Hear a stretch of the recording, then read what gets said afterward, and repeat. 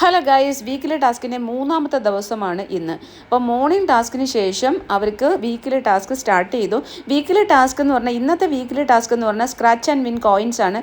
പല സ്ഥലത്തും big boss ഒളിപ്പിച്ച് വെച്ചിട്ടുണ്ട്, കോയിൻസ് ഒളിപ്പിച്ച് വെച്ചിട്ടുണ്ട്. ആ കോയിൻസ് എടുത്ത് കളക്ട് ചെയ്യണം. കളക്ട് ചെയ്തിട്ട് ലിവിങ് റൂമിൽ വന്നിരുന്നതിന് ശേഷം ബിഗ് ബോസ് പറയുമ്പോൾ മാത്രമാണ് സ്ക്രാച്ച് ചെയ്യേണ്ടത്.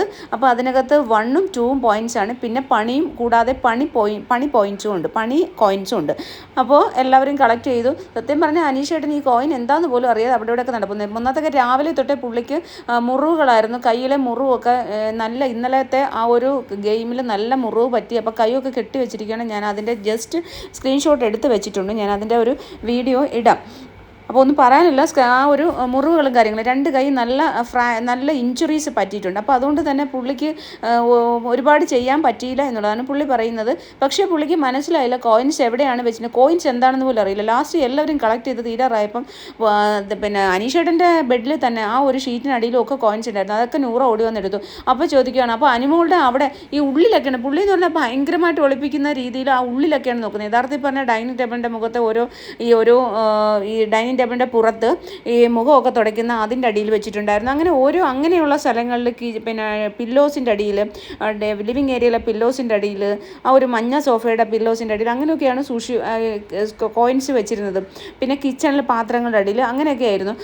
ബെഡ്റൂമിലും ഉണ്ടായിരുന്നു. പക്ഷേ പുള്ളി ഭയങ്കരമായ ഡീപ്പായിട്ട് ഒളിപ്പിച്ച് വെച്ചിരിക്കുന്ന സ്ഥലത്താണ് നോക്കിയത്. അതുകൊണ്ടായിരുന്നു പുള്ളിക്ക് കിട്ടാഞ്ഞത്. അപ്പോൾ പുള്ളിക്ക് ഏത് കോയിനാണെന്ന് പോലും അറിയില്ല. ലാസ്റ്റ് മൊമെൻറ്റിൽ നൂറയോട് ചോദിച്ചു, നൂറ എന്താണ് ഒളിപ്പിച്ച് വെച്ചേക്കുന്നത്? അപ്പോൾ നൂറ കാണിച്ചപ്പോഴാണ് മനസ്സിലായി. അങ്ങനെ ലാസ്റ്റ് മൊമെൻറ്റിൽ 3 കോയിനാണ് പുള്ളിക്ക് കിട്ടിയത്.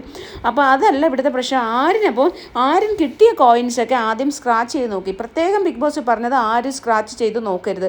അപ്പോൾ ആരും മിക്കവാറും എല്ലാ കോയിനകത്തും ജസ്റ്റ് സ്ക്രാച്ച് ചെയ്തപ്പോൾ പോയിന്റ് കണ്ടു. അപ്പം പിന്നെ ആദ്യം കിട്ടിയത് 4 ഗോൾഡ് കോയിൻ കിട്ടി. അപ്പോൾ അതിൽ 2 എണ്ണം സ്ക്രാച്ച് ചെയ്തപ്പം ആരിന് മനസ്സിലായി അതെന്തോ മലയാളത്തിൽ എഴുതിയിരിക്കുകയാണ്, ആരിന് മനസ്സിലായി അതെന്തോ പണിയാണെന്ന്.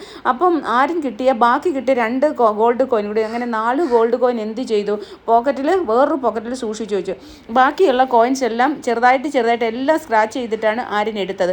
അപ്പോൾ സ്ക്രാച്ച് ചെയ്തിട്ട് എടുത്തത് ആര്യനറിയാം അതെല്ലാം പോയിൻറ്റ്സ് ആണെന്ന്. അപ്പോൾ സ്ക്രാച്ച് ചെയ്ത് നോക്കിയപ്പോൾ കിട്ടിയത് ആര്യൻ വേറൊരു പോക്കറ്റിലിട്ടും. ലാസ്റ്റ് എല്ലാം പറഞ്ഞു കഴിഞ്ഞതിന് ശേഷം ബിഗ് ബോസ് ആര്യനോട് ചോദിച്ചു, ബിഗ് ബോസ് ചോദിച്ചു ആരെങ്കിലും കോയിൻസ് ഒളിപ്പിച്ച് വെച്ചിട്ടുണ്ടോ? അപ്പോൾ ഉടനെ ആര്യൻ പറഞ്ഞു ഞാൻ ഒളിപ്പിച്ച് വെച്ചിട്ടുണ്ട്.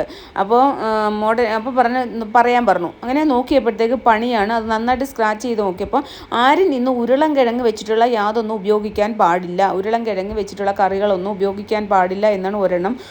രണ്ടാമത്തത് ആര്യൻ നോൺ വെജ് കഴിക്കാൻ പാടില്ല.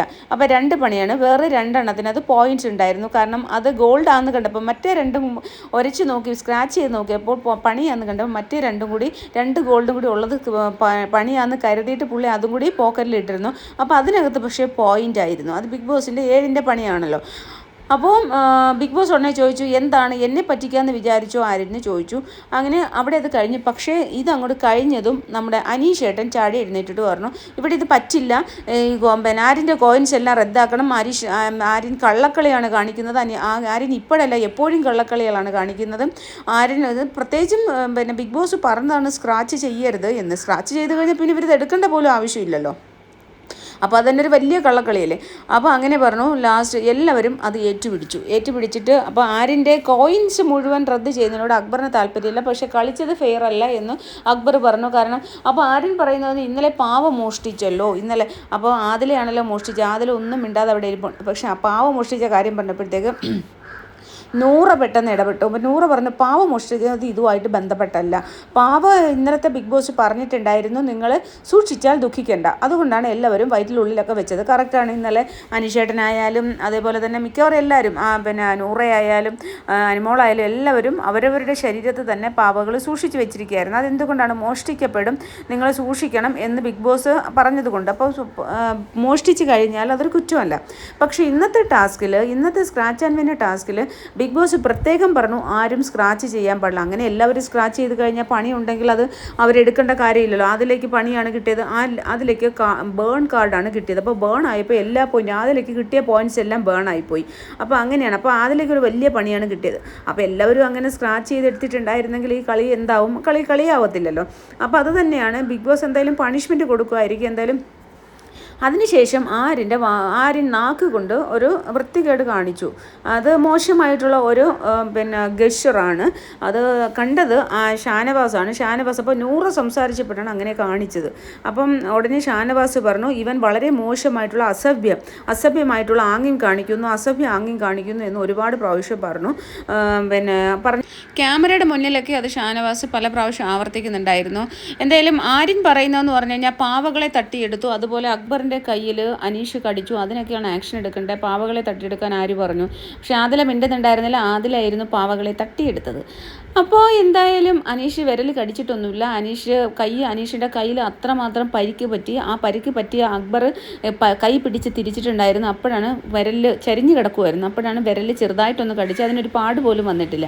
അപ്പോൾ അതൊക്കെയായിരുന്നു ഇവിടുത്തെ വിഷയം. എന്തായാലും ബിഗ് ബോസ് പെട്ടെന്ന് തന്നെ അനൗൺസ് ചെയ്തു പണിഷ്മെൻറ്റ് ശിക്ഷയൊക്കെ എനിക്കറിയാം കൊടുക്കാൻ എന്ന് ഒരു കാര്യം പറഞ്ഞു. അപ്പോഴത്തേക്ക് അനീഷ് എന്തിനാണ് പണിഷ്മെൻറ്റ് എന്ന് പറഞ്ഞിട്ട് ഇരുന്നത്? അനീഷ് ഏട്ടനുള്ളതാണ് ഇത് ബിഗ് ബോസിൻ്റെ മറുപടി എന്നൊക്കെ പറഞ്ഞ് അനീഷിൻ്റെ നേരെ എല്ലാവരും ചെല്ലുന്നുണ്ടായിരുന്നു. പക്ഷേ എല്ലാവരും ആര്യൻ ചെയ്തതിനെ വളരെ മോശമായിട്ട് ചെയ്തു എന്ന് തന്നെ പറഞ്ഞിട്ടുണ്ടായിരുന്നു. എന്തായാലും നമുക്ക് നെക്സ്റ്റ് റൗണ്ട് നോക്കാം ഗൈസ്.